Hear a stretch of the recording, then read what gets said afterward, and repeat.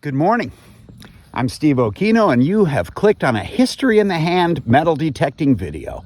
Glad you joined us today. Listen, I'm on vacation this week, and the last two episodes were things that I found earlier in the vacation. I'm nice and relaxed. Today's a compilation of some different hunts that I did here on the property of this old United Methodist camp meeting site. So come on along and let's see if we can get some history to hold right in our hand.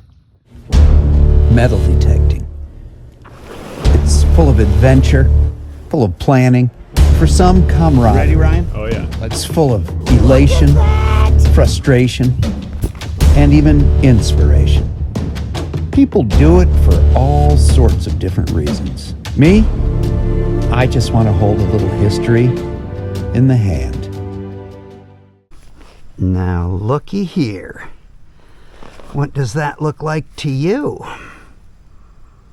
Looks like an old penny, doesn't it? Of course, I want to make everything into an old coin. Oh yeah, that's an Indian head. There is the 1 cent, and right there, that's the crest. And then on this side, there's the headdress. Date would be right down here.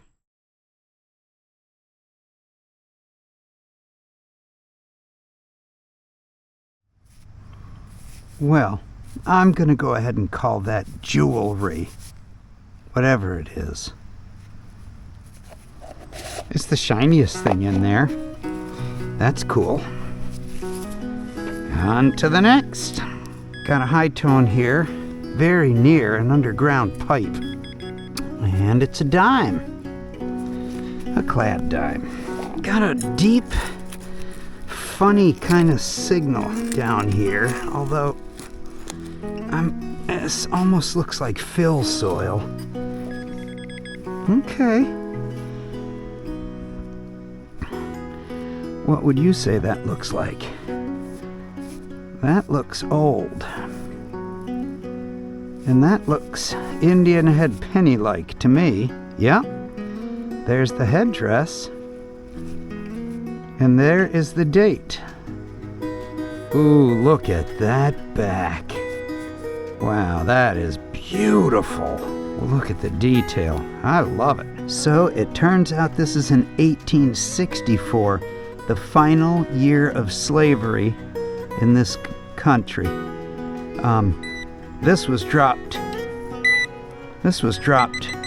pretty fresh after it was minted. It's not very worn at all. It's just a beautiful, beautiful example of an Indian head penny. That is beautiful. Glad I dug around all the rocks. On to the next. It's another cool morning of vacation, and I'm headed to a different area of the grounds this morning to see what we can find. Moved over to the volleyball court. Quarter. We're that much closer to a soda pop. On to the next. Penny in the volleyball court, 73. Next to the basketball court, found some kind of jewelry. Looks like a compass. Northeast, southwest. Okay, I'm just polling the audience at this point. These things behind me, do you call those seesaws or teeter-totters? Please let me know in the comments. I mean, this is very important, especially with election season coming up. We want to have our positions clearly established. Seesaws or teeter-totters? Looks like a clad dime. Even though it could be a seated. But 1975, 1875, what's the difference? I can't believe how compacted the soil is, but it's because there have been so many people walking through. packing this soil down over the years. Look at that zinkin. Almost completely worn. That's amazing. I have been searching this little area in between cottages where I think one once was, may have burned. But I'm definitely getting a high tone here, and makes me curious. So we'll see what we've got. Huh. I do not think that's a penny.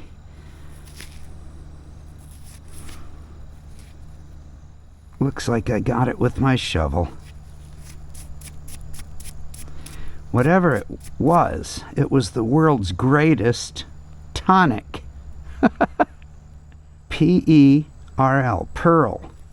Now the charcoal, that makes me wonder if my assessment that maybe there'd been a fire. There's the penny. And very modern. But a penny's a penny. On to the next. It actually was 2 pennies.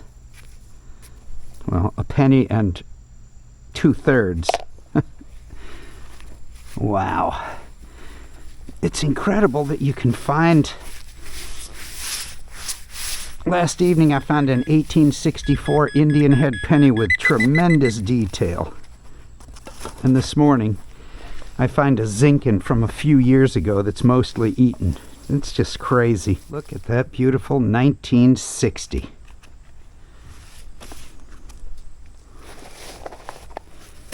Very nice. An eaten zinkin. Literally 2/3.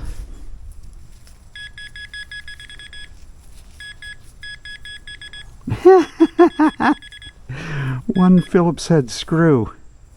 That's where it sat, and this is where it is now. In my hand. That's a state quarter. Modern, but still worth 25 cents. Modern, zinkin.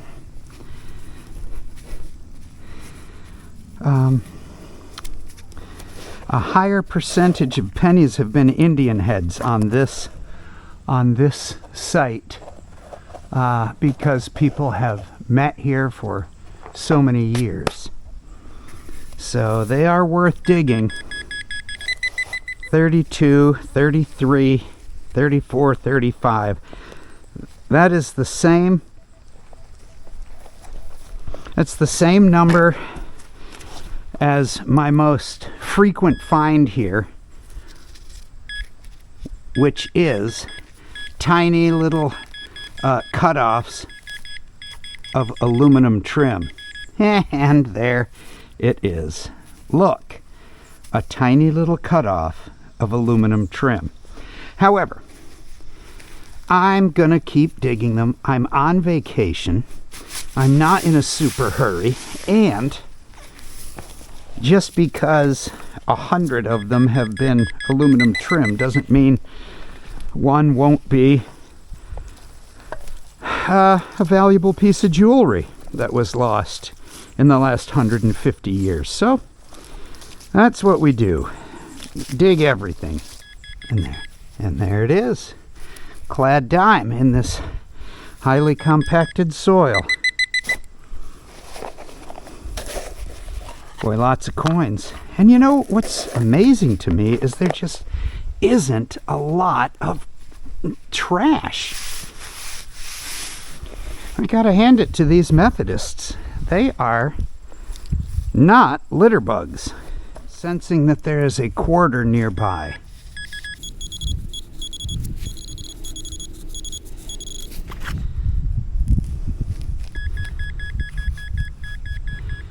Would you look at that? It's a quarter nearby. That is part of an electric connection, probably from right up on that pole. So at least we found something different. That's the very first one of those I've found, at least on this vacation. On to the next. So I have a theory that people come from that tabernacle after the services are done at night. They come down this alleyway and walk along here, across that bridge, and over to the boarding house where the snack bar is, for some food and some fellowship. So it's this area right in here between the bridge and the tabernacle might be a spot that was more heavily traveled. Therefore, there could be items dropped. Look at that. A nickel. High tone. Another penny. 75. There you are. You wascally quarter. Well, I'm going to try my hand here in the swimming pond. I mean, kids go in here in the summertime, but back in the day, people used to bathe in here. So, and the water is cold. So, I'm guessing that maybe rings could fall off shrunken fingers here. So, wish me luck. Well, I found myself a ring in the swimming hole. I think that's a toe ring, and I don't think it's valuable. But nonetheless, it is a find. You know, I do see something written in there. It says 926. All right. Well, silver. Nice. That goes in the pocket. Well, there's a quarter from 2011. Another quarter from 91.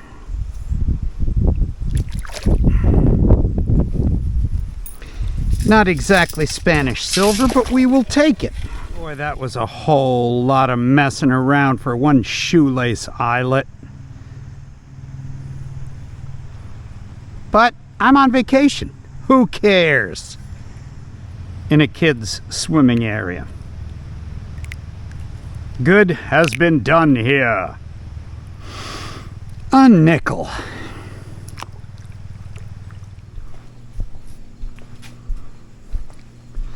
So I saw some old photographs, and this entire green was filled with chairs.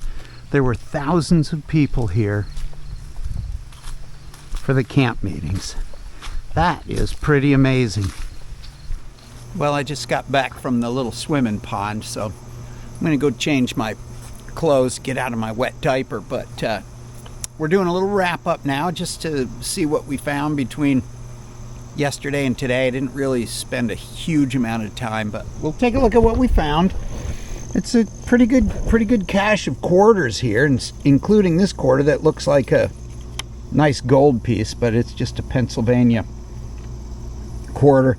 Bunch of half-eaten zinkins, bunch of pennies, couple of nickels and dimes. Here's our little that's our little silver toe ring, and that's our cute little VBS bracelet, and I'm just assuming that was off some piece of jewelry. I'm not sure. The world's greatest tonic. I'm not sure what that was.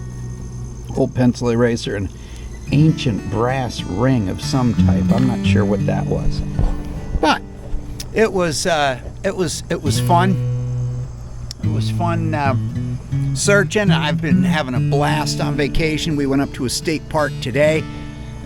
Took Mac, normally my digging dog, but he's not allowed to be off leash here. We took him up to a state park and he swam in the lake. It was awesome.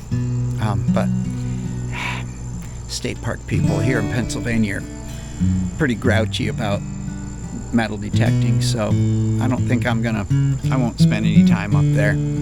But thanks for sticking with us this long here on History in the Hand. We're enjoying our vacation, and we just keep finding some pretty cool things. Oh, I forgot to tell you, an 1864 Indian head penny, and I'm not sure, I never did get the date off that one. But that's probably one of the most detailed Indian heads that I have found. It's just beautiful.